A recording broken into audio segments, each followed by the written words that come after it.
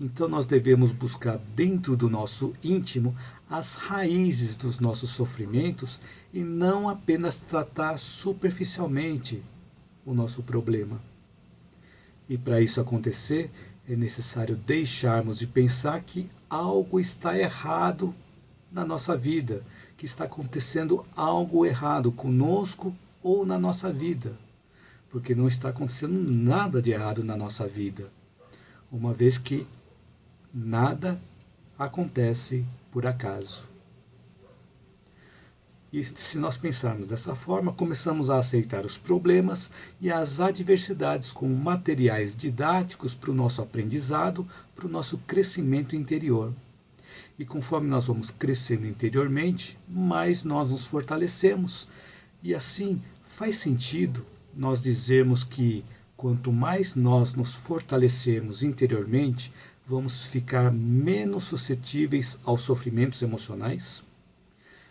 Mas nós não podemos nos comparar com as mudanças que as pessoas têm e são mostradas, por exemplo, nos filmes. Os filmes têm uma duração de 1h30, 2 horas, às vezes 3 horas.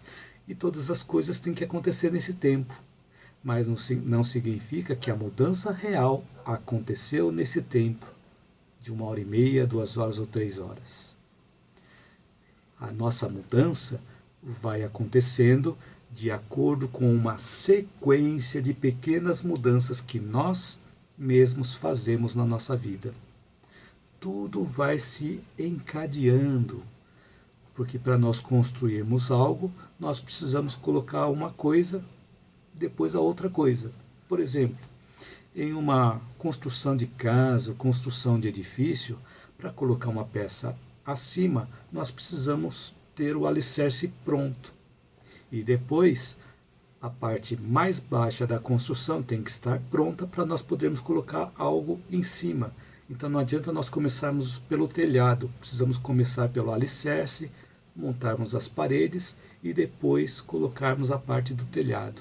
E assim as coisas vão acontecendo na nossa vida também, tijolo por tijolo. Começa de baixo e a gente vai colocando tijolo por tijolo. E assim todas as coisas vão se encaixando, as coisas vão se encadeando na nossa vida. E é importante nós percebermos que a vida ocorre dessa forma. E essa percepção de que a vida ocorre dessa forma, tijolo por tijolo, numa sequência contínua, vai fazer com que ajude a controlar a nossa ansiedade de querermos que as mudanças aconteçam de forma rápida. Por exemplo, quando nós vamos fazer uma mudança de uma casa para outra, essa mudança não acontece apenas no dia da mudança. Então, a gente marca um dia para a mudança, mas a mudança não acontece apenas naquele dia. Nós precisamos antes nos organizar, separar as coisas que vamos levar, separar as coisas que nós vamos doar e separar as coisas que nós vamos descartar. Depois nós guardamos tudo em caixas, etiquetamos as caixas, desmontamos os móveis que são possíveis de serem desmontados e assim nós embalamos tudo, protegemos tudo para não danificar, até que chega o dia da mudança. No dia da mudança nós precisamos carregar o caminhão e depois ter o tempo, o deslocamento do caminhão de uma casa para outra, e isso vai depender da distância entre essas casas. Mas quando o caminhão chega lá no destino e descarrega toda a mudança, não significa que a mudança acabou.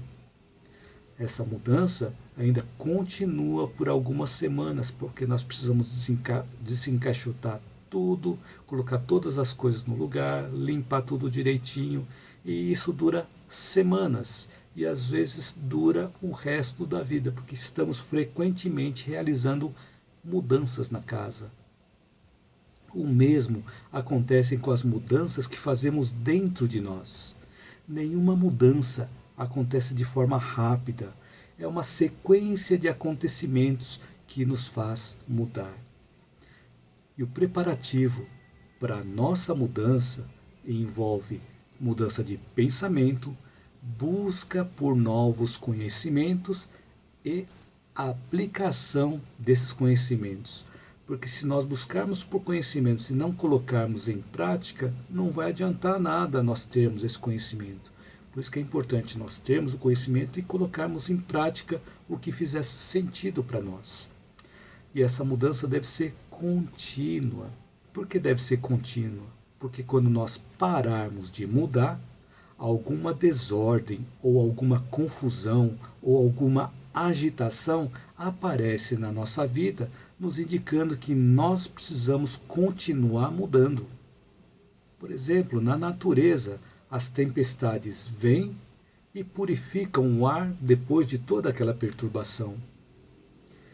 E as desordens aparecem na nossa vida em forma de perturbação para que a nossa rota de vida seja purificada, isto é, seja corrigida. Então, por isso que é importante nós começarmos a perceber essas pequenas mudanças que nós precisamos realizar na nossa vida.